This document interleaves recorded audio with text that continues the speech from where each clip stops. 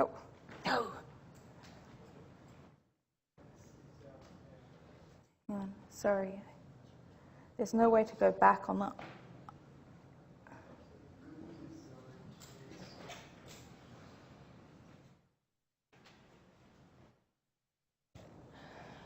Okay, so main forms, and we've touched on a few of these so far. Adaptation, paratext, intertextuality, interactive story worlds, and multitextual story worlds. So intertextuality, I think you would have studied in high school, am I correct? No? Okay. Intertextuality is essentially, I guess, the tissue of allusions that make up a text, all the references, all the adherence to genre, all the things that we associate then with other texts that we've seen before.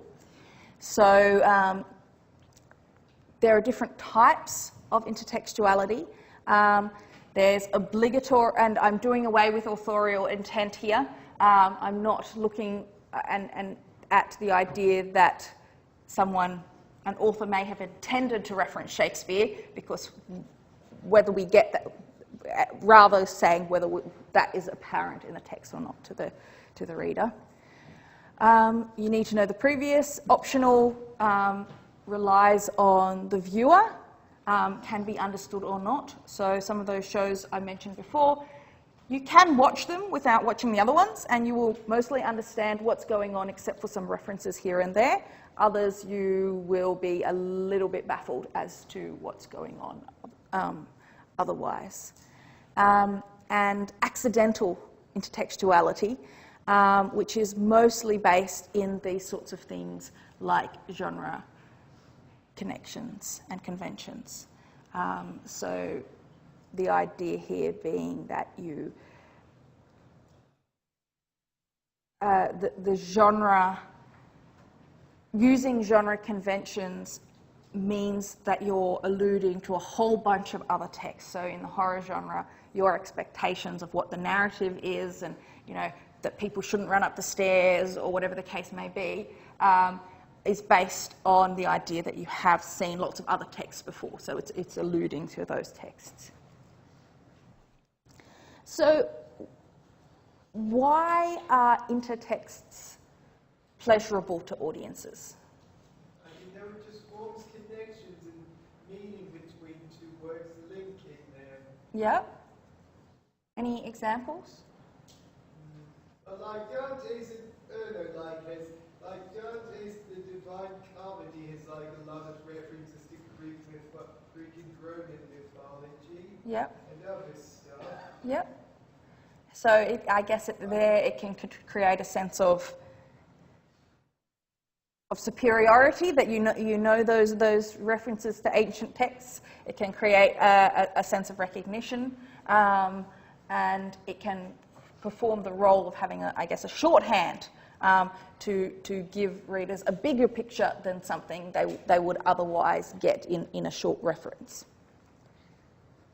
Also can be used for things like humour. So we looked in the week on representation at that clip from What We Do in the Shadows, which is certainly an example of intertextuality, because that would not make sense in any way.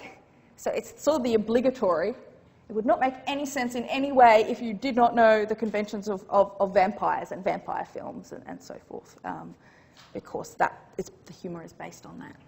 I was going to say, with maybe what we find in text pleasurable, like, do you think that maybe there was a bit of a sense of reputation? Like, if you watch Daredevil, like, for 2015, Yeah. like, you see that they're making the spin out show this year, it's like, oh, I'm invested in this character, I'd like to see him doing, like, I want to see him again, so. Yeah. Yeah, and that idea of repetition is very, very important. And toys play actually a key role in that as well. And I'll come to that in a moment. How does that go with, Sorry? how does that go with something like shared universe, where you have comic books, and movies, all fitting there? Or? Yeah, so those sort of, multiverses and having the sort of shared universes of big media texts that spread across. I have to repeat things for the recording.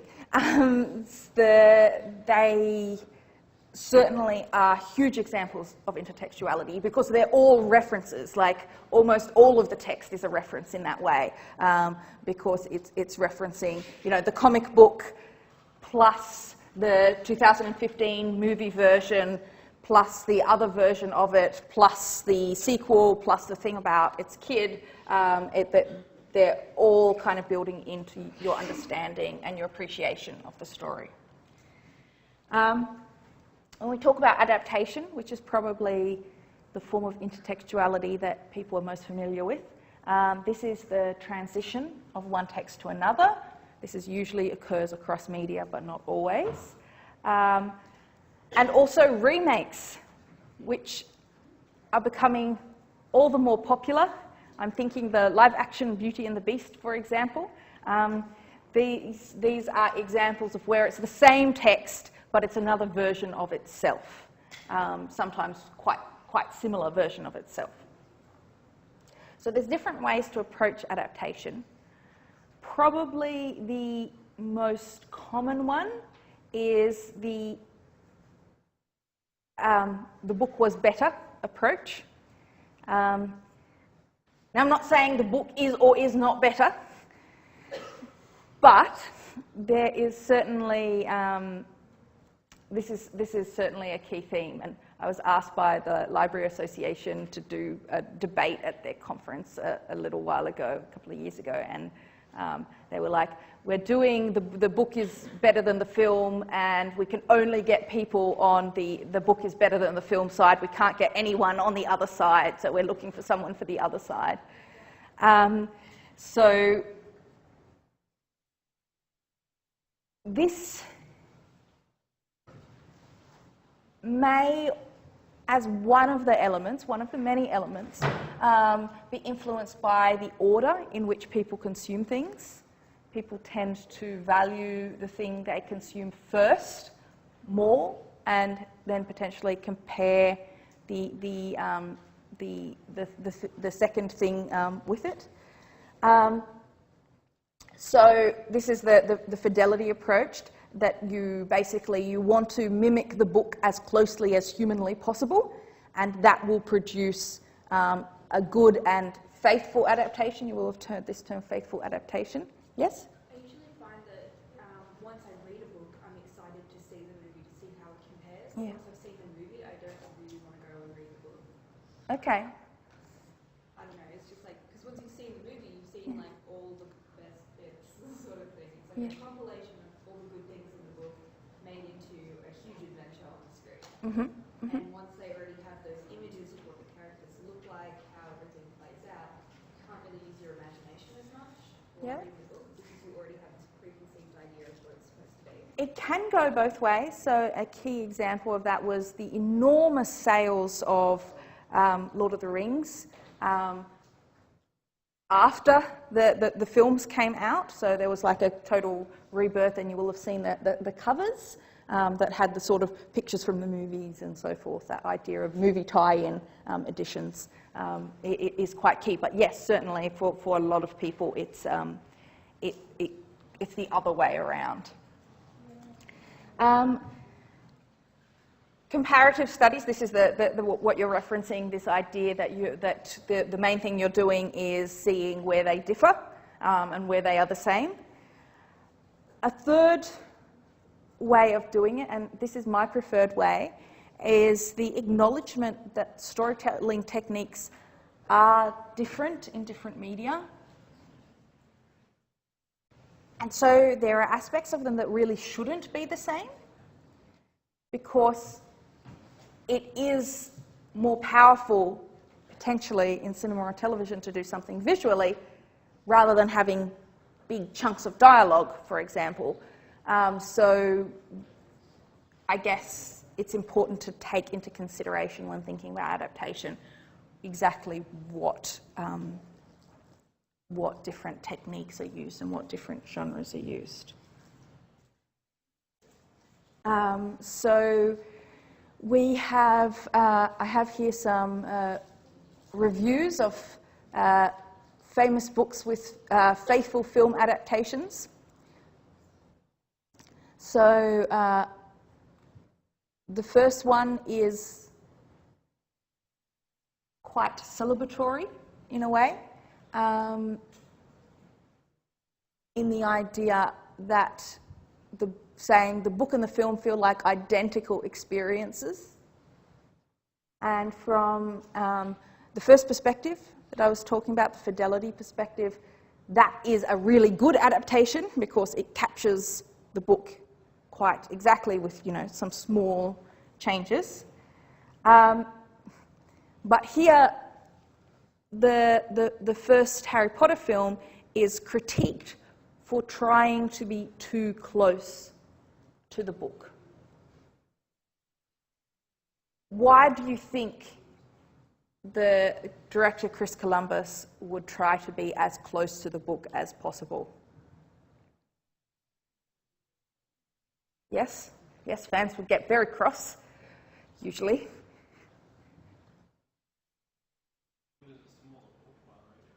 Mm-hmm.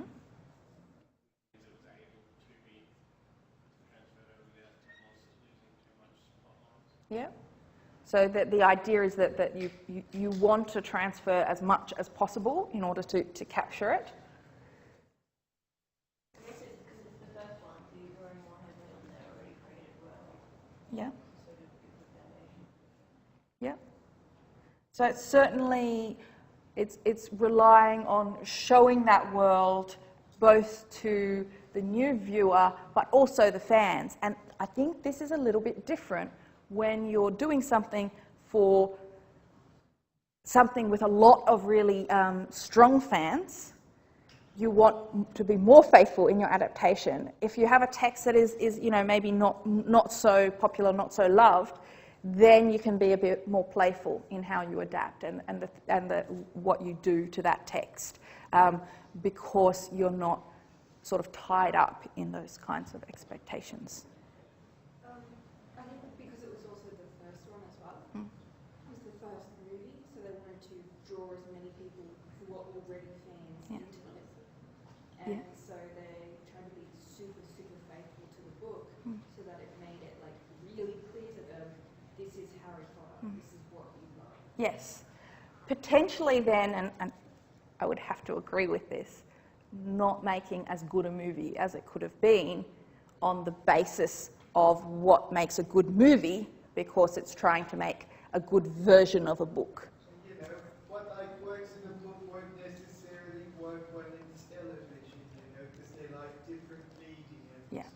So when you're designing a transmedia story world, you really have to take that into consideration of making sure that the way you're telling stories, the way you're forming your characters is really suited to the medium that you're doing. And it takes a really focused approach to do that. And that's why companies like Disney and so forth do very well at it, because they have people whose job it is to make that happen and make that work. I've read both books and seen movies for both the Hunger Games and the Converge series. Yep. The Hunger Games follow the book, movies follow the book, while the Divergence sort of follow the term diverge. Yeah. From the book. So have a little play on things. And I heard you say something about series that are more popular. But fans want the filmmakers to be more true to it. I think Yeah. games and Divergence of the similar Yeah. feel that they're the examples. Definitely. Games are more popular than Divergence. Yes. And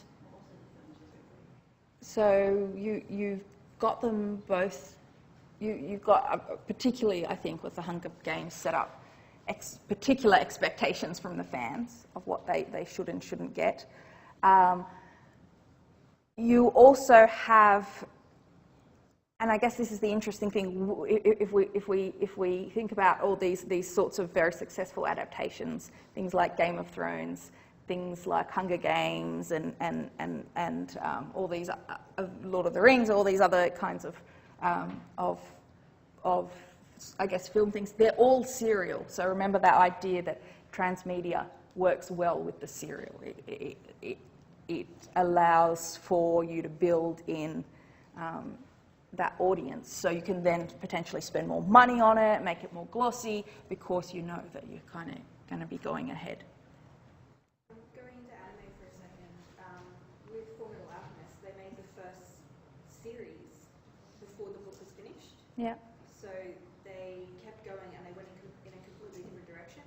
But then they made another series that followed the book's plot more closely. Yeah. So they made two series, one like each with completely different plots towards the end, but they both start at the same place. Yeah. And so it has that sort of idea of staying true to the text and then going in a completely different direction.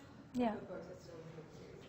And then potentially, if we're saying whether it's true to the text, or are we just saying these are different texts so that people will access separately or together in different orders, and then which do you then essentially have two different versions of the story that are called by the same name, that people potentially read them in different kinds of ways. So of course, while film and television and books are probably more similar than some of the other platforms that are used in the transmedia experience. This is a video game tie-in. I will ask you to... this is a cutscene, which can I assume you guys know what a cutscene is? The little movie-like bit in the video game between the gameplay. That is the bit that normally tells the narrative. So tell me how you think this is engaging with its story world.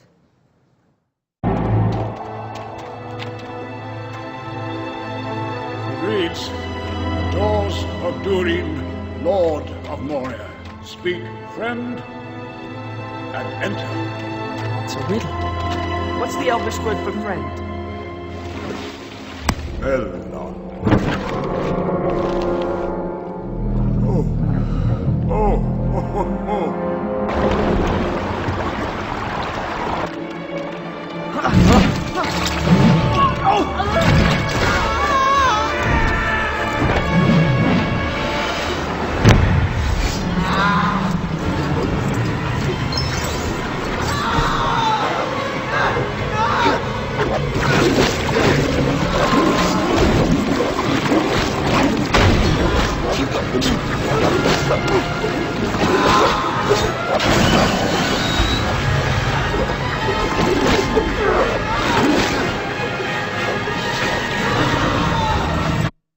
Right, you don't have to watch any more. So what's going on there in terms of how that is relating to its mother texts? It's shot by shot from the movie. The audio is also straight out of the movie. Yeah. So they're, I guess, repurposing a lot of the existing material that they have.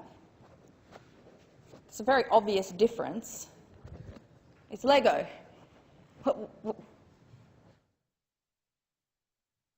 What's going on with that? Yes, it is a Lego game. I would hope so, or they'd be like major copyright infringement, I'm sure. Yeah?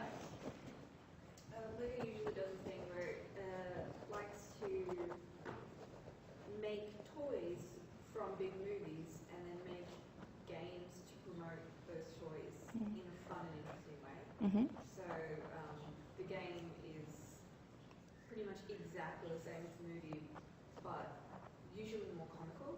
Mm-hmm. And they add a whole bunch of jokes in there as well. Yeah. And then they integrate the gameplay really well, as you can think. Yeah. And it just makes for a really interesting version of the movie that is used to promote a certain toy that also then promotes that movie. Yeah. So there's lots of cross-promotion going on there. Lego actually was doing very badly well, relative to what they'd been doing before they started doing these, and it has boosted their fortunes quite a lot. I guess the question is, if your exposure to Lord of the Rings is solely through the video game, how much of the story do you get? And if you get most of it, or an excerpt of it, what is the compunction to then go and watch the movie?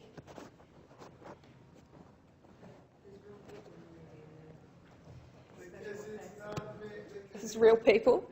because it doesn't necessarily convey a lot. It changes quite a bit of the story to make a video game, Yeah, and they add some more humorous moments to it. yeah. And it's not an entirely accurate depiction of the film, Mm-hmm. which is instead changed from the book. So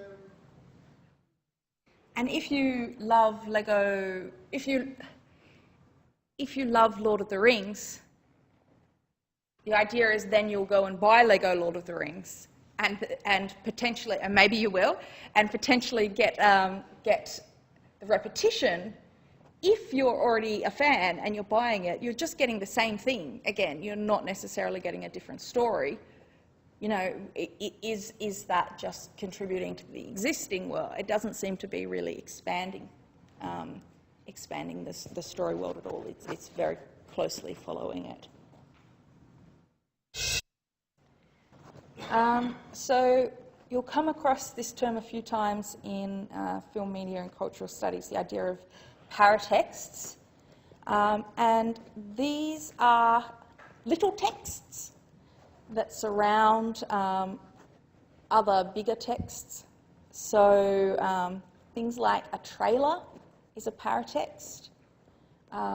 Things like an actor, you know, writing a little thing about how much they loved playing the character is a paratext. The idea is that we do not consume, you know, the latest film alone, or even just in the context of the 6 films that come before it. We watch films that we've you know, to some extent seen the trailers of, read some articles about in the lead up, you know, seen some interviews with the actors. Maybe not everyone sees these sorts of things, but it's kind of hard to avoid a certain amount of the sort of the promotional material, the paratexts. And the idea is that the paratexts also form part of the story world, and potentially in how people, on how it's sort of received. So I guess an example of that is when J.K. Rowling said that Gandalf was gay. Gandalf! Sorry, that was like massive slip-up. Sorry, Dumbledore. That would, yes, okay. Could be either, I don't know. Don't create a thing about this. So, okay. So that was a paratext that caused a bit of a ruction for some people going, oh, but that's not what I imagined when I was reading Harry Potter. Hang on, I've got to go back and read it and see if there were hints. And I guess that sort of idea of your perspective on the narrative, on the story world, can be very much influenced by particularly authors saying, but that's what I meant. Because we privilege what the author says about something. Posters as well, like when you go to the movies and you see a big poster and it's like showing what the movie's going to look like. Yep. That's also like a paratext. And if you go to the movies to watch these movies, even if you haven't seen trailers or something, when you go into the theatre, you see all the posters and stuff anyway. So Yep. Posters are definitely an example. actively seek out a paratext, you'll find one. Things like mobile games as well. So I mentioned these ones before. So, as in the Lego example, how do you make a related text?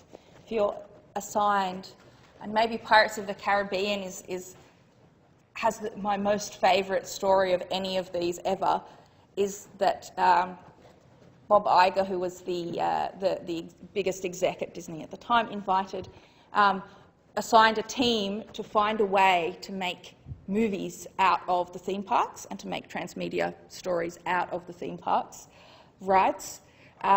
So Pirates of the Caribbean comes from the Pirates of the Caribbean ride, and they had to come up, they were assigned, this is your job, you have to come up with a story based on the quite minor story, I guess, that is on a theme park ride. And you need to make it so that it can work in a very successful film franchise, as well as in, Lego Pirates of the Caribbean and various other forms. So decisions have to be made about how much you rely on the narrative.